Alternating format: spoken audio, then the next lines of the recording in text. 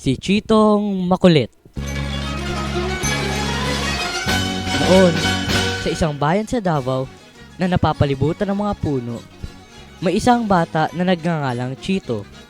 Siya ay isang batang makulit at bihirang sumunod sa kanyang mga magulang.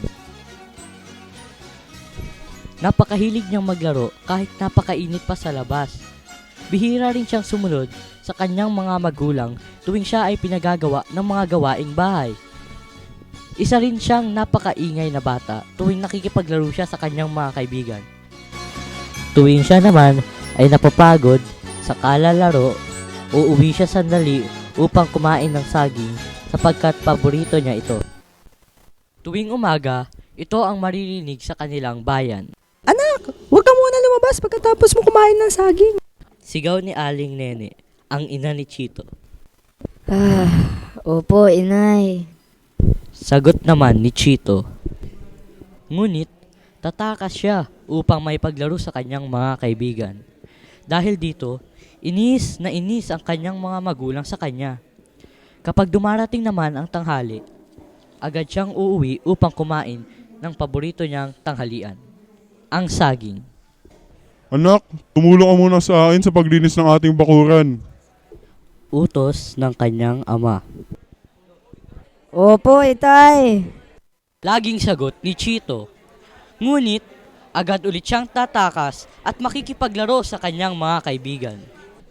Isang araw, sobra nang nagalit ang mga magulang ni Chito sa kanya. Dahil dito, pilit siyang pinagagawa ng mga gawaing bahay. Anak, sumasobra ka na sa mga ginagawa mo. Sigaw ng kanyang ina.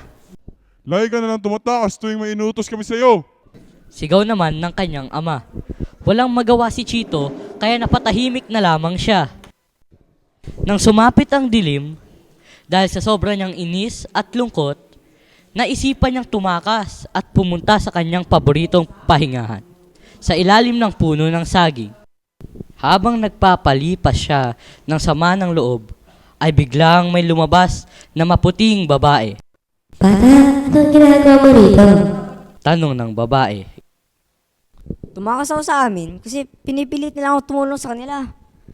Gusto nila, gumawa ako ng gawaing bahay. Ayoko eh. Dahil masama, makulit at salbahe kang bata, paparusahan kita. Pagkasabi ng babae, agad na nagpalit ng anyo si Chito. Naging napakabalahibo niya at nagkaroon siya ng napakahabang buntot. Nang sumapit ang umaga, hindi mahanap ng kanyang mga magulang si Chito.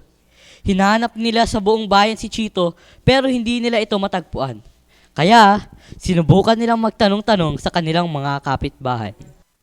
Miss! Bakit? Ay, sir pala. Nakita mo ba yung anak ko? Bata ba? Pwede, pwede. Nakasuot ba siya ng pulang damit? Hindi eh. Maliit ba siya? Ay, oo, maliit siya. Ay, Oo, ay, oo, di ba? May nakita ko. Saan ulit pumunta? Sa may sagingan. Oo, pumunta siya sa may sagingan. Oo, yan. Agad nilang pinuntahan ang sagingang iyon. Pagdating nila roon, ay may napansin silang kakaibang hayop. Ito ay napakakulit at napakaingay. Bigla silang napaluha, sapagkat naalala nila ang kanilang anak. Makulit at maingay rin, katulad ng hayop na nakita nila.